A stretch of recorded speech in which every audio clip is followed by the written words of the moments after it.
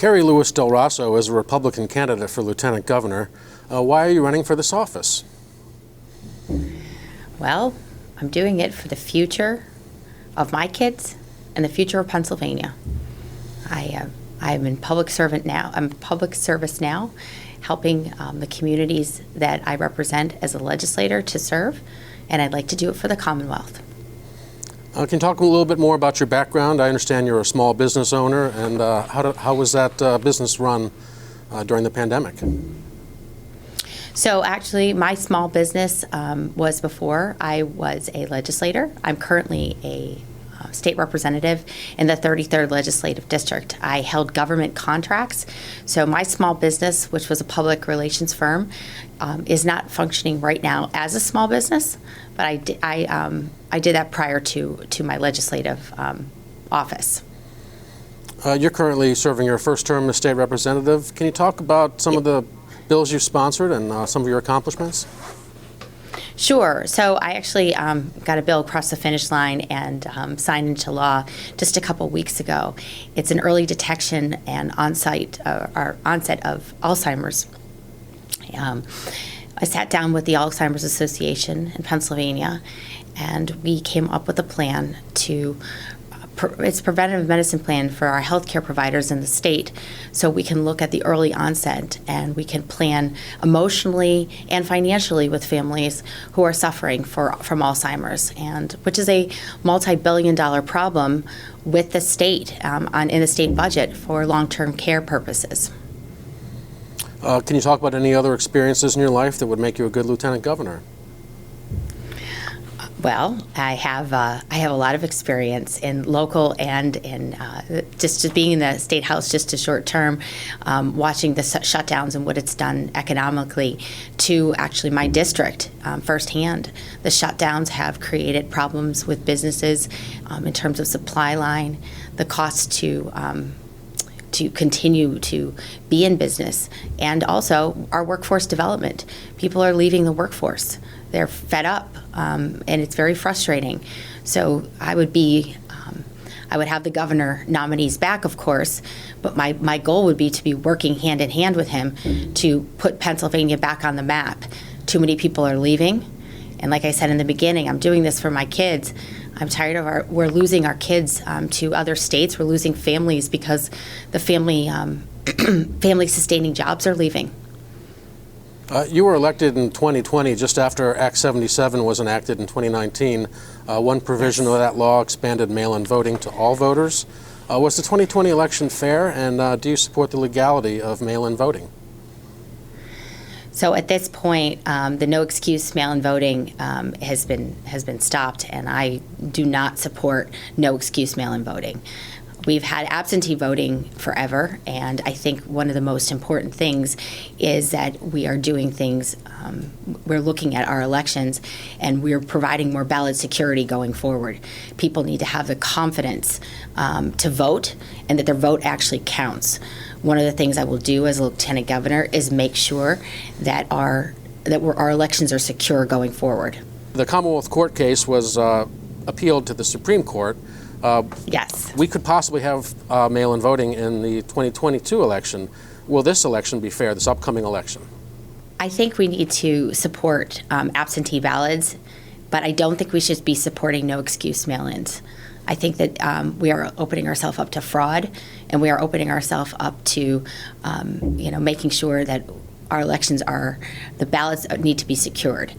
We have a mailbox. That's what people should be using. We should not be using drop boxes. I think we're looking at errors if we're doing that going forward. I think it's more important that we have secure elections and we make sure that our voters are confident when they vote. Many other states have successfully used no excuse mail-in voting. What would make Pennsylvania different?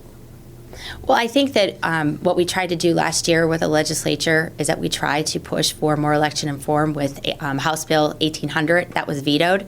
I think we had money in the budget to secure our elections going forward. Again, that was vetoed. I think that our election law is very antiquated. And I think going forward, if people do want mail-in ballots, they want them secure. So we need to be looking at that as a whole. ballot security, voter confidence, that's what we need to be pushing. Let's turn to your duties as the president of the Senate. What would your duties be if you would be lieutenant governor and president of the Senate? I'd be presiding over the Senate, be working with them in terms of what their agenda is. My biggest, I've seen people think that it would be me setting the agenda. No, that's for the Senate Majority Leader and the President of the Senate to be working with me on that. And I'd be happy to support them going forward. I think one of my key roles is working with both the legislature, the General Assembly, and the Senate on this. So we move forward. But it's actually ultimately the governor who's going to sign anything into law, not the lieutenant governor. Emotions can run pretty hot on the Senate floor. What would you do to maintain decorum? Well, I think that using my common sense. I have 3 children. Sometimes everyone thinks they're right, but I think one of the things that we need to look at is we need to be working together, moderating and using common sense. Even when I sat on an all Democrat council and I was the only Republican, I still got to get work done. Why? Because I was working for the people. And that's exactly what I'll be doing as providing over the Senate, is that we'll be working for the people and we need to work together. The Senate currently has a Republican majority. If a Democratic senator rose to make a valid parliamentary inquiry, would you recognize them ahead of a Republican senator who rose just after they did? I would be following the rule of the order. And that would be based on the information that I would be receiving, and I'd be working with the Senate on. You've been working with a parliamentarian. How much do you know about parliamentary procedure? Working on that going forward. I mean, one of the things I learned working in local government is that education on these kinds of issues, you need to follow the rules. And parliamentary procedure and our constitutional rights is something we need to follow through on. And I'd be happy to defend that. Have you watched PCN Senate floor sessions to see how they're run? I'm on the floor. Are you on the Senate floor to see how the Senate procedures are run? And how would that be different than the House? Well, the House, we do follow parliamentary procedure. Speaker Cutler and both majority leaders actually are pretty good at in arguing on the floor in a very respectful way. And when something disrespectful happens, we stop and we do follow the rules of the House.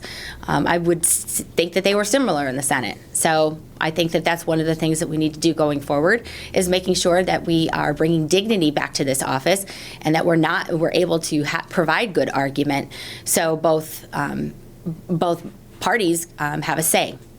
Another role as Lieutenant Governor would be the president or the chair of the Board of Pardons.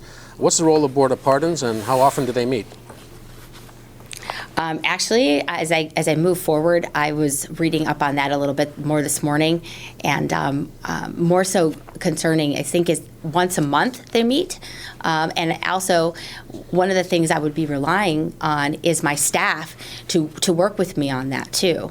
Going forward, I think we need to be able to defend and making sure sentencing is correct, and I'd be willing to hear that, and that would be part of my role as a chair.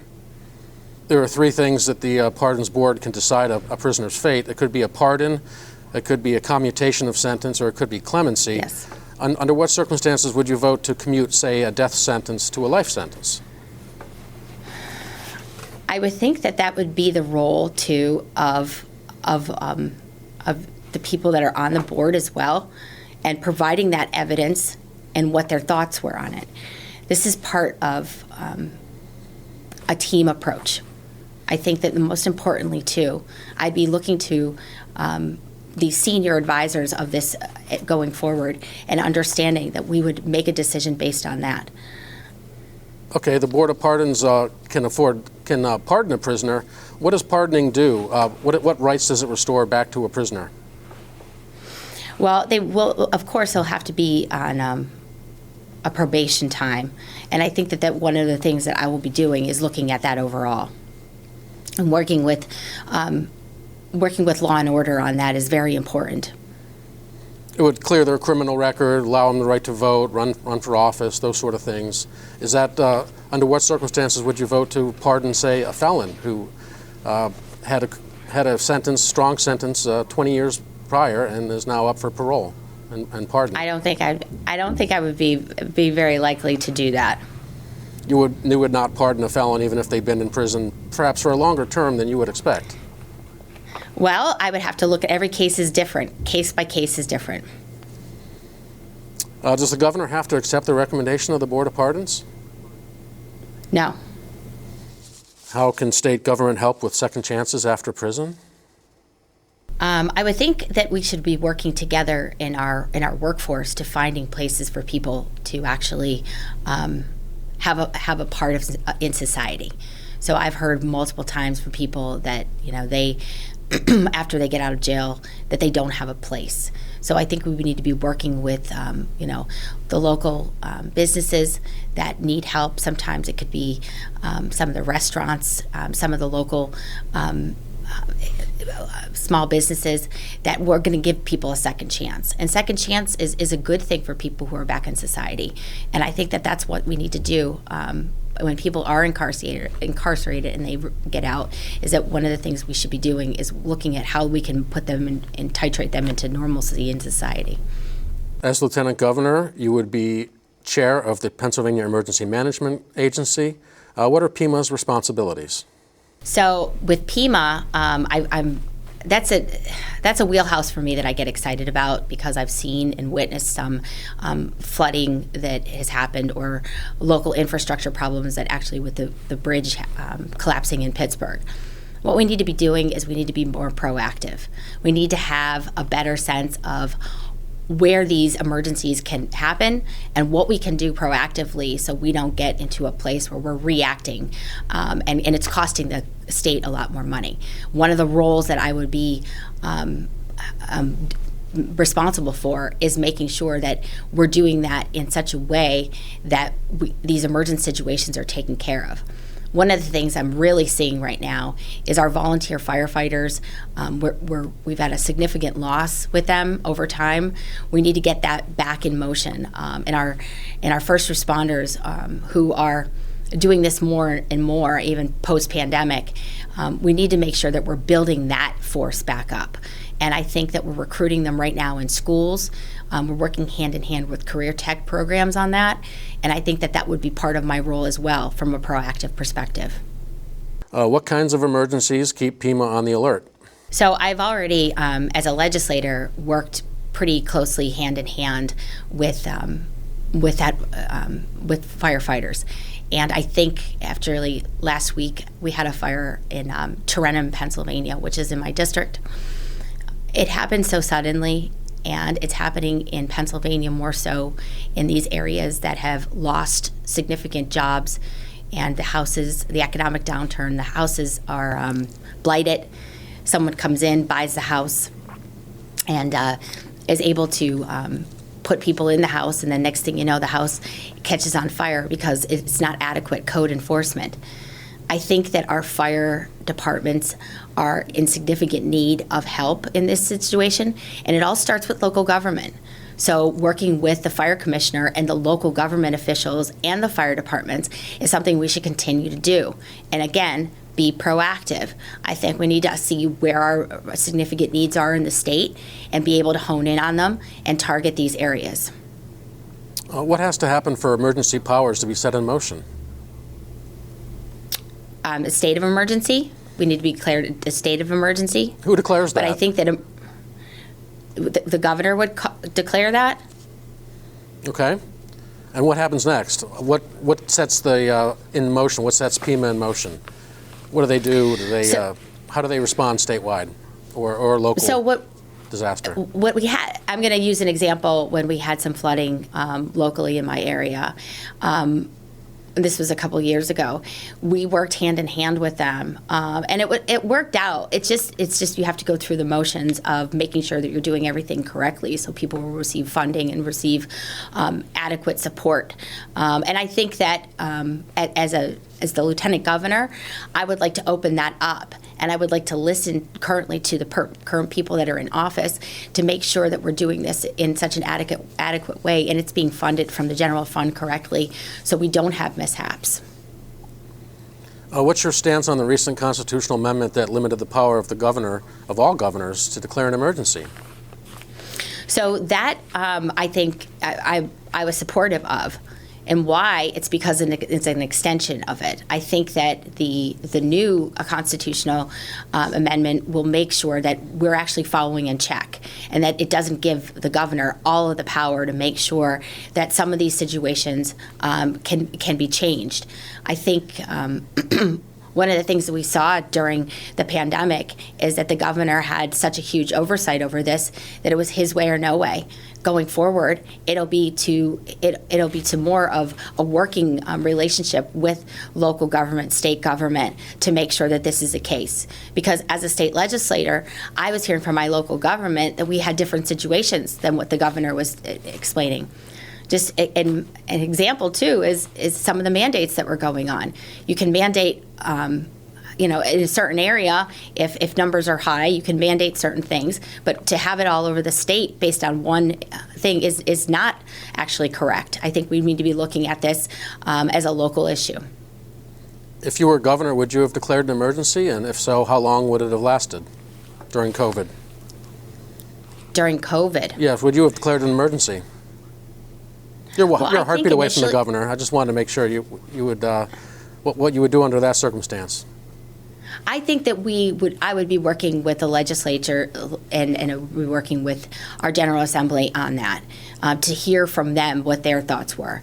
I'm going to tell you right now that going backwards from March of 2020, initially, I think that we should have not completely shut down. I think that we should have probably taken a look at our numbers, and what we did was we shut hospitals down, we shut businesses down, and 6 months after the fact is when it actually really hurt people. When people were getting sick and the numbers were going up, we had already put things in a bad place. My thought is that we should be working with our local leaders on these kinds of things and paying attention to them proactively so we don't have these shutdowns. Pennsylvania is in economic crisis right now, and I think it's the hangover from the pandemic and our shutdowns. Other states are not having the same problem. On your website, you talk about the danger of allowing an out-of-touch millionaire governor and his friends to pick and choose businesses that will stay open. If you were lieutenant governor during the pandemic, what would you have recommended to the governor to limit the public's exposure to the virus? I would be I'd be working with the epidemiologists, I think, and public health officials to make sure that our numbers were not continuing to creep up and containing it. But I would not be asking businesses or the government should not be asking businesses to shut down. That's completely government overreach. My thought is that certain situations and certain circumstances were putting people in a bad spot, and we should not be doing that. As government is here to help secure and make sure that rules are being followed, but we are not here to take away people's personal freedoms and personal businesses that they've worked so hard for. Also on your website is the statement, a combination of crushing property taxes and unfunded Harrisburg mandates is leaving even our strongest school districts in dilemma. Representative Ryan offered a school property tax plan at a recent press conference, indicating the tax shift could be as high as $16 billion to eliminate school property taxes. What would you recommend to decrease school property taxes and address this dilemma? According to you, it's a dilemma. It is a dilemma. I think that we need to be looking at the general fund and we should be funding our schools in such a way. We have 500 school districts in the state of Pennsylvania, and we are losing population. We lost one congressional seat, which is almost close to 1 million people. So our youth, like I said in the beginning, why I'm running, everyone's leaving. So my thought is that we need to be funding and we need to be giving people the choice. School choice is the option at this point. We need to make sure that people are having that choice for their children to go to school. We are, the mandates from the masks to the vaccine, families have completely, they've been very upset. They've showed up in my state office, and I've had to talk a lot of people down over this. We are in a bad place right now with the unfunded mandates, and I think that our schools are on the moment of choice at this point. One of the things they talk about is raising personal income tax or raising sales tax and then decreasing the property tax to match that. Is that an option that you would consider? I would consider making sure that the funds, that Pennsylvania is funding our schools correctly, but we really have a problem in Pennsylvania. The problem we have is spending. We don't have a revenue problem. It's coming in. We just need to look at the general fund and make sure that everything is being funded properly. Okay, also on your website it says weak prosecutors and their leftist allies are turning their backs on police, refusing to prosecute real crimes, and turning criminals back onto the streets in levels not seen since the 1970s. What would you recommend as Lieutenant Governor to decrease gun violence in Philadelphia and other jurisdictions? I think we need to fully fund our police. I think we need to make sure our law enforcement is equipped so they can secure our cities. We do not want crime and high crime in our cities. We want people to feel safe. Safe neighborhoods, safe cities, and making sure that, again, our police and our state police are fully funded. It's very important. Are you ready to work with the primary winner, no matter who that might be? What if it's someone more moderate than you are on an issue when you disagree? Absolutely. I could work with anybody. Again, like I said earlier, I sat on a local government and I was only the only Republican there. The goal is always to make sure that you're working for the people, and that is my job. What strengths do you bring to the table when you meet with the governor? Sure, I'm qualified. I was able to, I unseated Frank Dermody, the 30-year incumbent, in a 16-point Democrat district, a district that he drew for himself. And I was able to knock on 13,000 doors and take the voice and the needs of the people to Harrisburg. And that's what I did. And that's what I will do for the Commonwealth of Pennsylvania. I think that that's the most important thing. I think we are in a very volatile moment right now. There's tons of strife that I see on both sides sometimes, and I think we need to be working together so our state moves in the correct direction. We need to be competitive. We need to stop losing people. We need to stop losing jobs, and we need to stop having and losing the faith in ourselves to actually bring businesses in and grow the economy here in Pennsylvania. Are you planning on running for your state House seat at the same time you're running for Lieutenant Governor? My state House seat is a new House seat right now. I'm in the 32nd. I'm no longer in the 33rd. So I haven't made that up the decision yet. It would be almost close to 60,000 new people. So it wouldn't be the same seat. Yes, you have a number of endorsements on your Lieutenant Governor website. Can you talk about some of those endorsements? So my endorsements are from my state House seat. I was endorsed by many people in the past, and I look forward to getting them in the future. My biggest endorsement that I'm receiving right now is from the Commonwealth Partners. Commonwealth Partners is a very good conservative group on policy. They understand, and I work together with them hand in hand on making sure that our policies are being defended in Harrisburg and our constitutional rights are being protected. We have a couple minutes left. Can you tell our viewers why you should be the next Lieutenant Governor of Pennsylvania? Like I said earlier, I'm doing it for our future and our children. But most importantly, I think I'm qualified. I think I'm the most qualified candidate out of all Lieutenant Governor candidates right now. Why? Because I can win. I know how to win. I grew up in Scranton, Pennsylvania. I had a family-owned business my whole entire life, and my great-grandfather started it by hauling coal all over the state. I will very much tell you that I have an experience in the public sector as a small business owner, starting things from scratch and raising 3 kids.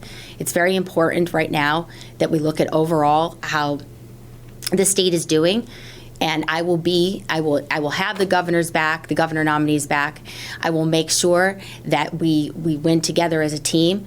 And if I'm on that ticket in November, we will win at the top. We've been speaking with Carrie Lewis DelRosso, a Republican candidate for Lieutenant Governor. Thanks for speaking with us. Thank you.